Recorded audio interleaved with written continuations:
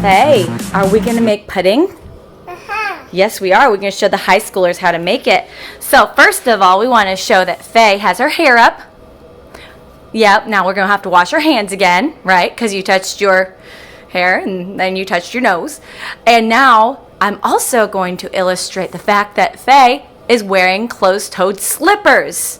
Faye, are you wearing slippers? Yep. So now we're going to wash your hands since we touched our nose and our hair before we start cooking.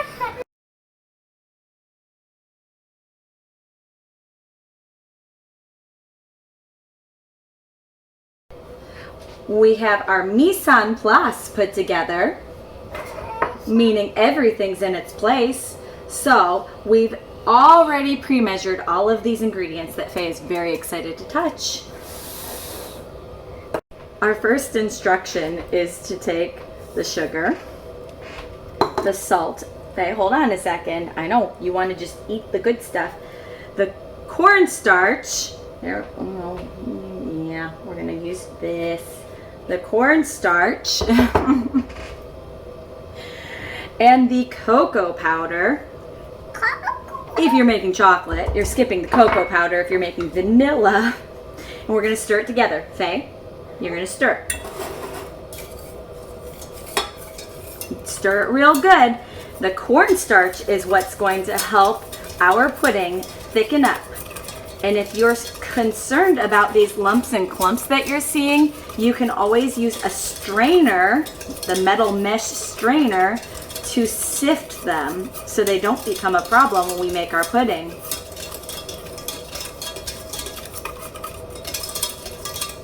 Again, Faye, what is going to cause our pudding to thicken? Cornstarch, right? It's a thickening agent, which we'll learn more about when we get to the grain and sauce unit. Okay, go ahead, stir. Over medium heat, we are going to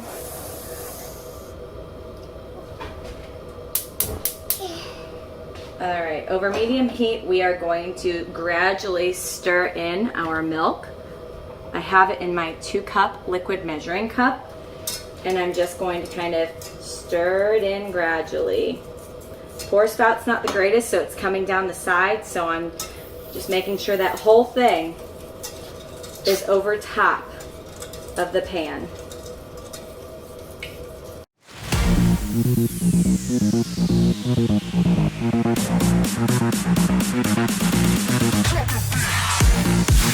This to come to a boil. When it comes to a boil, I'm going to set a timer for a minute.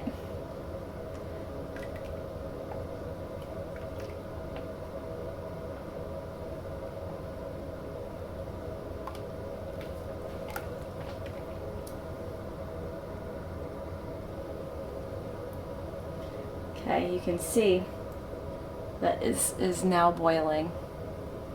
So I am going to set a timer for a minute, and I'm going to stir. Now I'm going to tell you, for cleanup's sake, if you find that this really gets caked onto your pan, once you've used the rubber scraper to get all of this out at the very, very end of this recipe, once you get all of your pudding out of the pot, you can then fill the pot with hot water from your sink, if you have hot water in your sink, and turn it on the stove top to a boil so that it will help loosen up all the chocolate, kind of like when we make candy, and it will help to clean the pan. But you'll have to use the rubber scraper going along the sides while you're doing that to help get all of the caked on pudding off of the pan. So our minute is up. Now we are going to turn this off and remove it from the heat, especially since we're working with electric stoves at school, because the coil's still going to be really, really hot and cooking the mixture, whereas my gas stove, not so much. And now we are going to temper this into our egg yolks. So I'm going to very slowly pour my hot mixture into my egg yolks. I have to be very, very, very slow, and I'm gonna have to mix really, really good because I don't want to end up with scrambled eggs. I want to make pudding. So just drop it. See, I'm just doing little droplets. This is called tempering. Once I get enough of this mixture into the egg yolk, I'll be able to take this whole thing that I'm stirring right now and pour it back into the chocolate pudding. Again, I should have used a bigger bowl, but I'm going to tell you because this is time number 2.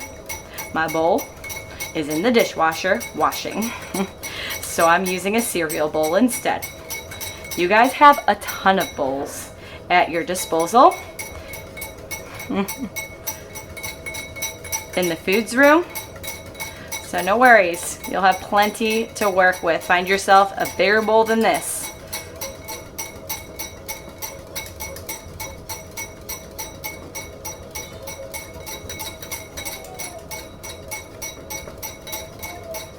Once I get about half of this mixture in here, we're gonna be good to go, which actually, I'm looking good right now. Now see, that's why I have too small of a bowl. Don't use too small of a bowl like me. Kitchen safety, guys, kitchen safety. Okay, so I'm going to pour this back in here, but I'm going to also kind of temper it in a sense back in here, just to be on the safe side. So I'm gonna pour just a tiny bit at a time as I'm stirring.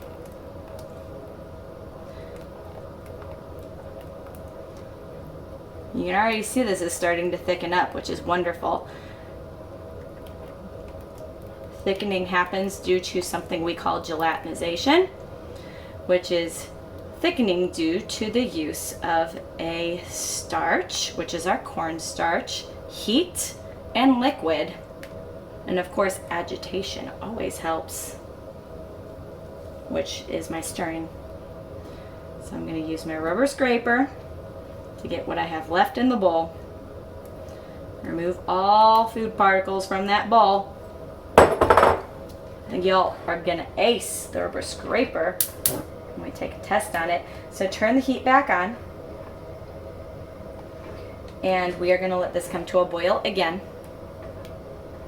and we will set the timer for a minute again.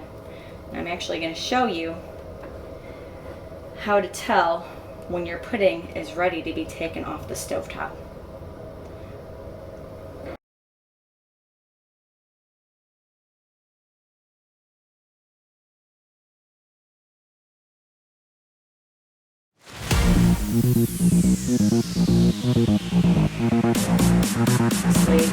Burn. This is how you can tell. Bring this up closer so you can see. See the way that it's coming off of that spoon? Whoop. It coats the spoon and it's thick enough to stay on the spoon. So this is when it's ready. Now at this point, we'll just take it off the heat. We'll wait for it to cool down. You can eat this warm if it's too hot. Now that we've turned off the heat, we're gonna add our vanilla and our butter.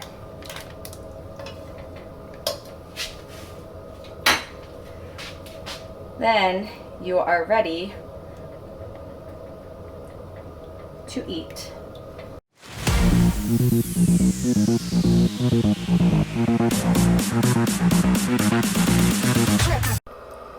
All right, Faye, what do you think?